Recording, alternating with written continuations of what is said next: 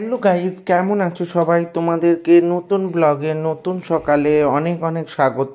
তো তোমাদেরকে আগেই জিজ্ঞেস করে নিই তোমরা কেমন আছো, তো এবং তোমাদের দিনকাল কেমন কাটছে। সত্যি কথা বলতে তোমরা এত পরিমাণে আমার এই ব্লগগুলোতে ভালোবাসা দিচ্ছ, সত্যিই আমি খুব খুশি গো।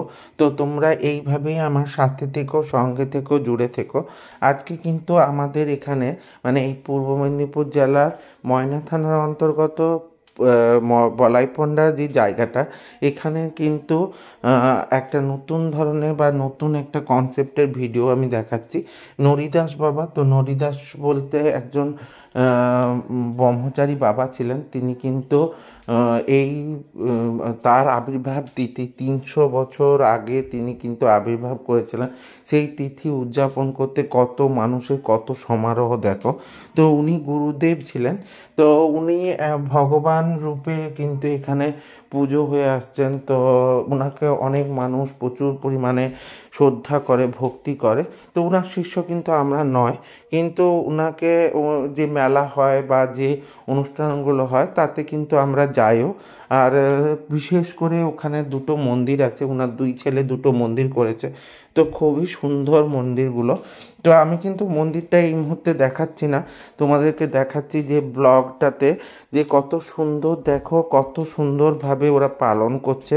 এবং ওনার পাদুকা, তো ভাবো তো ওনার পাদুকা নিয়ে এতজন মানুষ মহাসমারোহে যাচ্ছে। তো জীবনে এমন কিছু করতে হয় যে যেটার জন্য পৃথিবীতে অনেক মানুষ তোমাকে মনে রাখবে। দেখো 300 বছর পরেও ওনাকে কেমনভাবে মানুষরা মেনে চলেছে বা ওনার সেই অস্তিত্বকে আজও বহন করে নিয়ে চলেছে। তো ওখানে সব থেকে একটা বিশেষ রীতি হচ্ছে ঢাকের লড়াই। তো দেখো ঢাকিরা কত সুন্দর করে প্রসেশনের মাধ্যমে যাচ্ছে এবং বিভিন্নভাবে ঢাক বাজাচ্ছে। তো এটা খুবই সুন্দর একটা মুহূর্ত। তোমরা কে কে এরকম ঢাকের প্রসেশন দেখেছো অবশ্যই জানিও। তো এই জায়গাটায় বা এই মানে পার্টিকুলার বলাইপন্ডা জায়গায় প্রচুর মানুষ ওনাকে শ্রদ্ধা ভক্তির মধ্যে দিয়ে এই যে আবির্ভাব তিথিটা উদযাপনের জন্য দেখো কত কত ঢাকি, অনেক ঢাকি। এবং এখানটায় তো শুধু প্রসেশনে সবাই আসেনি, মন্দিরের কাছে কিন্তু অনেক অনেক ঢাকি এবং সেই সমারোহ আমি কিন্তু আগে একটা ব্লগে দিয়েছিলাম।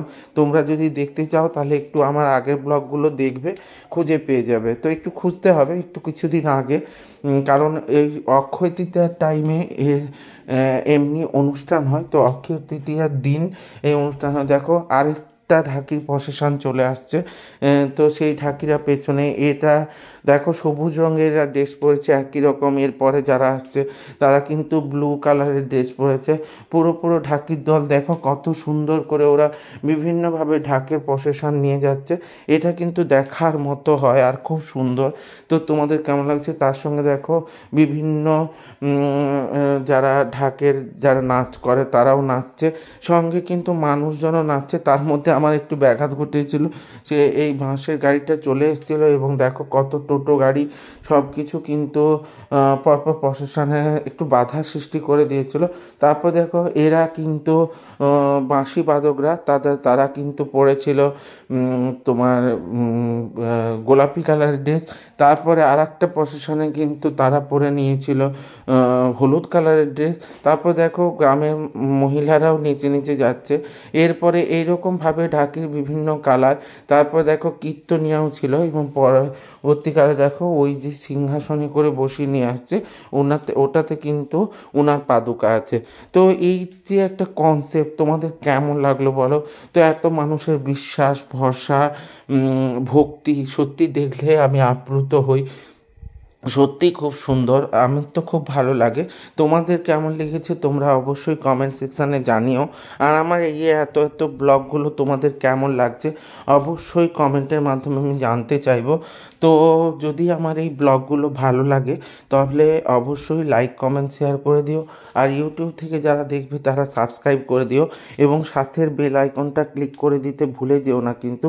এইভাবেই আমার সাথে থাকবে এবং সঙ্গে থাকবে, জুড়ে থাকবে।